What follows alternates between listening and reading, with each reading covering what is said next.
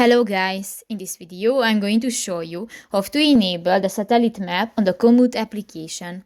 But first of all, I just want to mention, please don't forget to subscribe to our channel, because at 100,000 subscribers we are going to show you our YouTube revenue statistics and growth strategy, how to make money online. So let's jump into it. First of all, open the application on your device.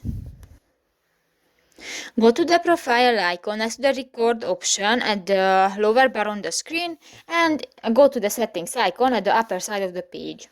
In the account section, you can find the third option, the privacy. Go that, and in the data permissions, you can find the enable Komoot satellite map as service from Mapbox option. And if you want to enable this function, just click to the next white circle. And if it will be green, your option will be enabled on your device. And done. So that's pretty much it for this video, guys. See you in the next one. Bye bye.